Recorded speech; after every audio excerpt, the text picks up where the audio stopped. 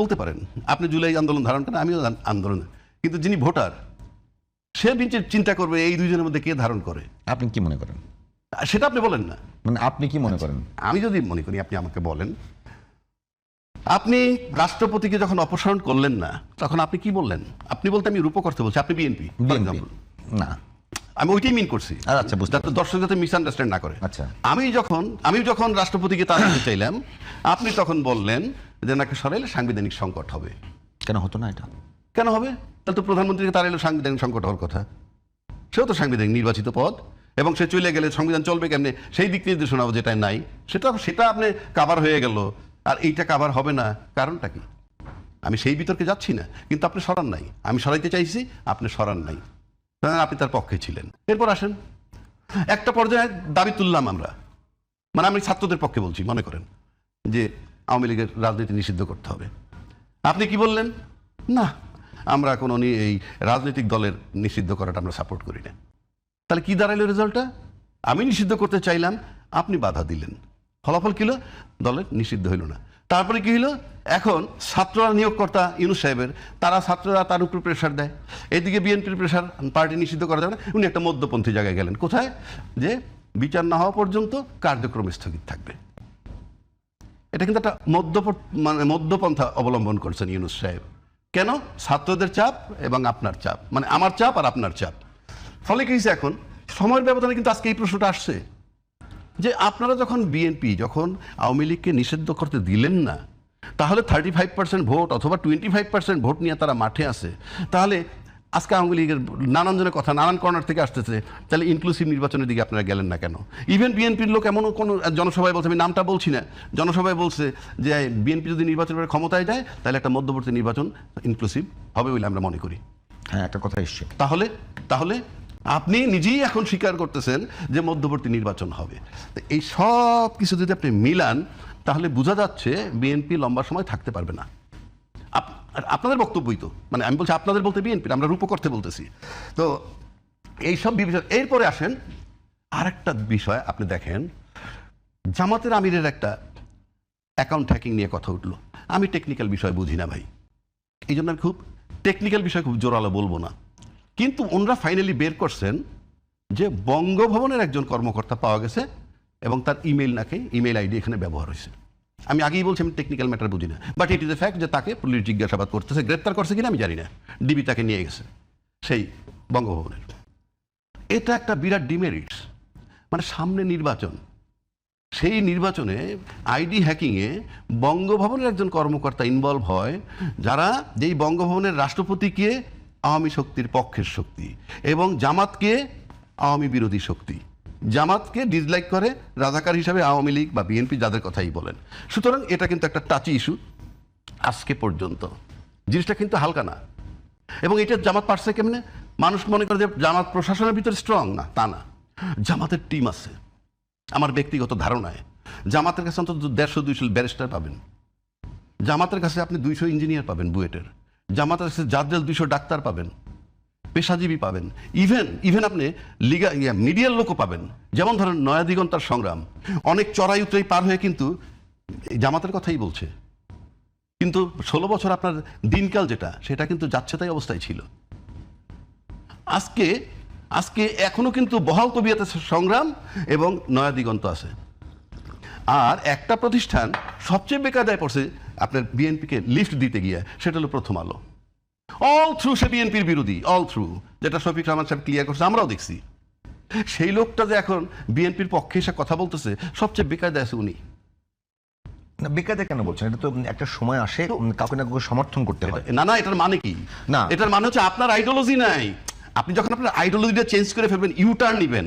প্রথম আলোর ইউটার্ন নিতে হয়েছে আজকে বিএনপির এই কভারেজ দিতে গিয়ে। এই যে ইউটার্ন নেওয়াটা, তার দীর্ঘদিন যে 16 বছর সার্ভিস দিয়েছে বিএনপির বিরুদ্ধে এবং পতিত সরকারের পক্ষে, সেখান থেকে যখন আপনি ইউটার্ন নিয়ে আইসে, না, তখন যদি আমি দেখতাম, যদি প্রথম আলো দেখে যে তখন বিএনপি যে আদর্শ ওন করতো, সেই আদর্শের জায়গাতে বিএনপি যে বিশ্বাস করতো, বিএনপি যে আচরণ করতো, সেই সমস্ত কারেকশন হয়েছে, তখন কি প্রথম আলো সমর্থন করবে না? সেই আদর্শের জায়গায় আসতেছি। আপনি আদর্শের পরিবর্তন, ভালো কথা বলছেন। তার মানে বিএনপি তার আদর্শ চেঞ্জ করছে। না, আদর্শ বলতে আমি ওইভাবে মিন করি নাই। আমার কথা কথাটা বুঝেন, যদি আমার সাথে মিলে যায়। যেই আদর্শে ঢুকলে পরে প্রথম আলোর সাথে মেলে, তখন প্রথম আলো তার কাভারেজ দেয়। তার মানে প্রথম আলোর আদর্শে আমি ঢুকছি, আমার আদর্শে প্রথম আলো ঢুকে নাই। যদি আমার আদর্শে ঢুকতো তাহলে 16 বছর ধরে আমার আপনি কি মনে করেন আসলে কার আদর্শে কে ঢুকছে? এই আমি মনে করি প্রথম আলোর আদর্শে আপনি ঢুকছেন। কিরকম? তা না হলে আপনি এমন হতে পারে না যে বিএনপির আদর্শ প্রথম আলো ধারণ করছে এখন? বুঝাচ্ছি আমি, যদি প্রথম আলো বিএনপির আদর্শ ধারণই করত, তাহলে খালেদা জিয়াকে যখন 21 আগস্টের গ্রেনেড হামলা হইল, তখন আপনি সব কিছুর আগে প্রকাশ করে দিলেন কি এই 21 আগস্টের গ্রেনেড হামলায় তারেক রহমান এবং খালেদা জিয়া জড়িত। কিচ্ছু হয় নাই, খালি বোমা হামলাটা হয়েছে, আপনি বলে দিলেন। তারপরে অন্যান্য যে চাঁদাবাজ তাজ প্রসঙ্গ, ভাই আমি বলতে চাইনি, সব ধারাবাহিকভাবে প্রথম আলোতে আসে। এরপরে যখন মইনুল হোসেন সাহেবের মইনুল হোসেন রোড দিয়ে খালেদাকে বের করে দিল, নো কমেন্ট। আপনি যখন তার কারাগারে নিয়ে গেলেন, নো কমেন্ট। তার মানে কি? তখন সে প্রথম আলোর আদর্শে ছিল না। বেগম খালেদা ছিল জিয়ার আদর্শে। এখন জিয়ার আদর্শ খালেদা এবং তারেক রহমান তিনজন যদি আনি, জিয়ার আদর্শ ধারণ করতেন খালেদা জিয়া। এরপর থেকে এটা ফুল স্টপ। তারপরে যেটা হইল, আপনি দেখেন, আমি মিলাই দিচ্ছি আপনাকে। বাংলাদেশের দুর্ভাগ্য কি জানেন? আমাদের দুর্ভাগ্য দেখেন, বঙ্গবন্ধু যখন স্বাধীনতার পরে উনি ফেরত আসলেন পাকিস্তান থেকে, কোনো ইতিহাসে আমি যাচ্ছি না, বিতর্কিত কোনো কথায় যাচ্ছি না, কিন্তু ওই মুহূর্তে তিনি ছিলেন অবিসংবাদিত একজন নেতা। আসার পর তাকে দেশবাসী সাংঘাতিকভাবে বরণ করে নিল। বাট আমরা অল্প সময়ের মধ্যে দেখলাম উনি আত্মীয়করণের ভিতরে চলে গেলেন, নিজের আত্মীয় স্বজনের বাইরে কিছু বোঝেন না, এবং একটা পর্যায়ে দেশবাসী অতিষ্ঠ হইল, যার রিফ্লেকশন ওনার মৃত্যু হইল। মানে আমি বেকায়দায় কথা বলতে যাচ্ছি না, সিম্পল। তারপর সময়ের মধ্যে জিয়া রহমান সাহেব আসলেন, he was accepted by the whole nation. মারাত্মকভাবে নিলেন, এবং মারাত্মকভাবে নেওয়ার পর ওনার যে আইডিওলজিটা ছিল, সে যদি কন্টিনিউ করতে পারতো, একটা বেকায়দা হয়ে যেত। কোন শক্তির জন্য সেই বিতর্কে আমি যাচ্ছি না, আমরা তাকে রাখতে পারলাম না, আমরা তাকে রাখতে পারি নাই। হিসাব সহজ। এখন যদি বলেন হত্যা দুইজনই হয়েছে, একজন হয়েছে আমরা তিক্ত হয়ে গেছিলাম তাই, আর একজনকে আমরা রাখতে পারি নাই। এই যে রাখতে পারি নাই আমরা তাকে ভালোবাসি, কিন্তু সে অন্য যার জন্য ক্ষতিকারক, তারা তাকে রাখেন নাই। বিষয়টা সহজ। তারপর একটা টাইম যাওয়ার পর আসলেন হুসাইন মোহাম্মদ এরশাদ। 9টা বছর ক্ষমতায় থাকলেন, সামরিক শাসক তো দুইজনই। উনি থাকলেন কিভাবে? উনি কি জিয়ার চেয়ে যোগ্য? না। ওনার 9 বছর থাকা আর শেখ হাসিনার 16 বছর থাকার ভিতরে মিল পাবেন। এটা কিরকম? হ্যাঁ, আইডিওলজিগত। এরশাদ সাহেব কিন্তু অনেক উন্নয়নমূলক কাজ করছেন, রাষ্ট্রের অনেক উন্নয়নমূলক কাজ করছেন, কিন্তু সে হয়তো যে শক্তি তাকে বসাইছে বা পিছনে ছিল, তাদের সাথে হয়তো তার ভালো আন্ডারস্ট্যান্ডিং ছিল, এইটা করবো সেটা, একটা আন্ডারস্ট্যান্ডিং থাকে। সেটা হয়তো একসময় সে যে শান্তিপূর্ণভাবে 7-8 বছর পার করার পর যখন দেখলো যে না, যে পরিমাণ বিপুল প্রত্যাশা করতেছিল সেটা পাচ্ছে না, তখন তার বিরুদ্ধে কিন্তু আন্দোলন গড়ে উঠলো এবং অভ্যুত্থান হয়ে গেল। খালেদা জিয়া ক্ষমতা আসলেন। বেগম খালেদা আসার পর বেগম জিয়ার গায়ের থেকে গন্ধ পাওয়া যাচ্ছে জিয়াউর রহমানের, মানে আমি বলছি গুণগত, রাজনৈতিকভাবে সব দিক থেকে আদর্শ তার গন্ধ পাওয়া যাচ্ছে। তার গন্ধ যখন পাওয়া যাচ্ছে, তখন আপনি মনে করেন এই দেশে প্রথম থেকে তার বিরুদ্ধে কথাবার্তা উঠে নাই, এই আন্দোলন সেই আন্দোলন, বিভিন্ন বিষয় আসছে। আসার পর 96 যখন আসলো, তখন একটা ইস্যু বানানো হইলো, আসলো একটা ইস্যু, তত্ত্বাবধায়ক সরকার। সেখান থেকে নতুন সরকার এসে গেল। তত্ত্বাবধায়ক সরকার পর আসলো প্রথম শেখ হাসিনা 2001 থেকে, আবার 2001 না 96 থেকে। 96-র পরে আবার চলে আসলো খালেদা জিয়া। তখন দেখলো যে না, তো গভর্নমেন্ট খালি অল্টারনেটিভ হবে। কেন? মানুষ 5 বছর পর পর অতিষ্ঠ হয়ে যায়। অতিষ্ঠ হয়ে গেলে সেকেন্ড অপশন কি থাকে?